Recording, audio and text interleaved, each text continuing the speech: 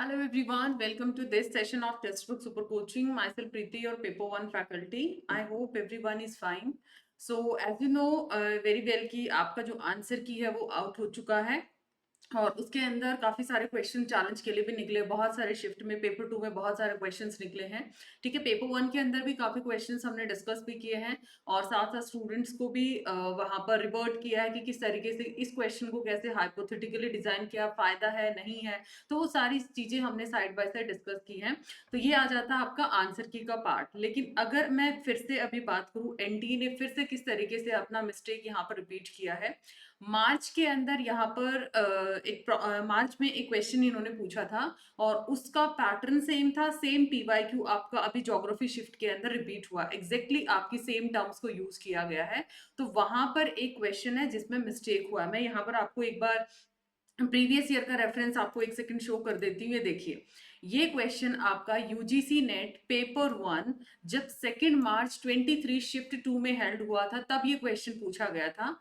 इससे पहले यहाँ पर अभी उस टाइम पे यहाँ पर एक वर्ड यूज किया था प्रोफेसर, एंड अभी इन्होंने एक डिफरेंट टर्म, अदरवाइज पूरा का पूरा क्वेश्चन आपका सेम है और यहाँ पर इन्होंने जो आंसर कंसीडर किया था अनडिस्ट्रीब्यूटेड मिडल था। अब यहाँ पर अगर मैं टेक्निकली देखूं, आप मुझे खुद बताइए, यहाँ पर मैं लॉजिक बताती हूँ, प्लीज आप एक बार क्वेश्चन को यहाँ पर अच्छे से नोट करिए। ये मार्च 23 शिफ्ट 2 का क्वेश्चन है, आंसर की के अकॉर्डिंग इसका अनडिस्ट्रीब्यूटेड मिडल इसका आंसर है। क्वेश्चन आप देख सकते हैं। अभी मैं ज्योग्राफी शिफ्ट का आपको क्वेश्चन दिखाती हूँ जो कि ज्योग्राफी की शिफ्ट में एनटीए ने पूछा है। आई होप स्क्रीन आप सभी को विजिबल है। यहाँ पर बोला है all medical practitioner are competent and no competent people are underpaid. ठीक है, मतलब प्रीमाइस 1 के अंदर बोला है कि जितने भी ऑल मेडिकल प्रैक्टिशनर, ठीक है, ऑल एमपी आर कॉम्पिटेंट, मैंने शॉर्ट में लिखा है no competent people, no competent people are underpaid. ठीक है जी। सो कंक्लूजन बोला है no medical practitioner are underpaid. As per rule, अगर मैं फैलेसी का रूल बताती हूँ, अभी भी एनटीए का जो आंसर है ये अनडिस्ट्रीब्यूटेड मिडल है, जो कि ज्योग्राफी शिफ्ट का ये क्वेश्चन है जो कि मुझे स्टूडेंट्स ने डिस्कस किया है। तो जब आप इसको देखते हैं, इसका जो टेक्निकल डेफिनेशन है कि middle term should be distributed at least in one premise, किसी एक प्रीमाइस में मिडल टर्म डिस्ट्रीब्यूटेड होना चाहिए। This is the rule of the fallacy, formal fallacy का क्वेश्चन है ये। अब आप खुद यहाँ पर देखिएगा, आपको पता है मिडल टर्म आपके कंक्लूजन में क्या होती है, एब्सेंट होती है, कंक्लूजन में एब्सेंट होती है। सो कैन आई से ऑन बिहाफ ऑफ दिस ये मेरी मिडल टर्म है। थोड़ा सा टेक्निकल यहाँ पर भी है क्योंकि रीजनिंग के अंदर हम खुद की अजम्पशंस बना के नहीं चलते हैं, जितना हमें फैक्ट दिया उसी के हिसाब से क्वेश्चंस हम लेके चलते हैं। इधर सिर्फ कॉम्पिटेंट वर्ड है, कॉम्पिटेंट पीपल नहीं है। जैसे ही अगर सिलोइज्म में देखते तो ये क्वेश्चन डेफिनेटली रॉन्ग निकल ही जाता उस टाइम पे सिलोइज्म में। यहाँ कॉम्पिटेंट पीपल होना चाहिए। चलो इस चीज को एक बार के लिए इग्नोर कर देते हैं, इधर कॉम्पिटेंट है, इधर आपका क्या है, कॉम्पिटेंट पीपल है। रूल बोलता है मिडल टर्म एटलीस्ट किसी एक प्रीमाइस में डिस्ट्रीब्यूटेड होनी चाहिए। अब एनटीए ने आंसर दे दिया अनडिस्ट्रीब्यूटेड, इसके हिसाब से तो मिडल आपकी कहीं भी डिस्ट्रीब्यूटेड नहीं है। आप खुद देखो, एमपी और यूपी मतलब मेडिकल प्रैक्टिशनर, और ये तो आप लोगों की माइनर है, ये आपकी मेजर टर्म है, यही बची ना आपके पास middle.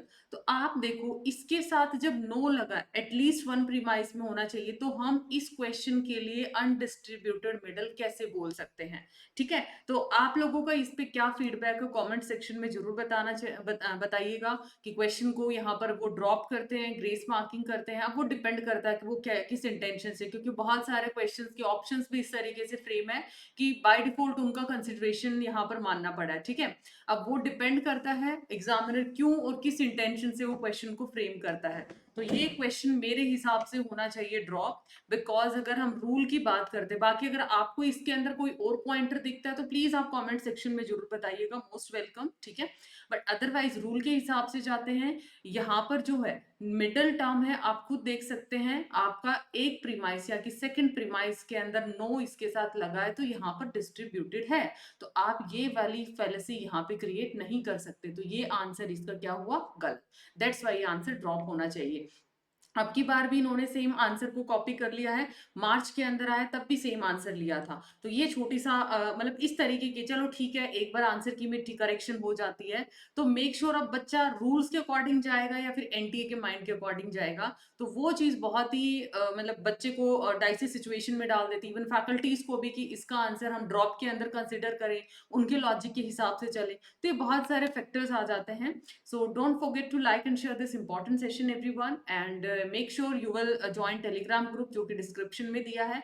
Still if you have any query and you want to prepare in a structured format in paper 1 paper 2 for December cycle, Google form description में दिया, please आप उसको fill कर दीजिएगा so that team can connect with you. और structured classes के benefits ये हैं कि आपको live classes, special mentorship for PhD guidance, and your study notes, PYQ, everything will be covered as per latest examination pattern. सो मिलते हैं next video में। अपना फीडबैक कमेंट सेक्शन में जरूर दीजिएगा। Like and share the same and subscribe the channel as well.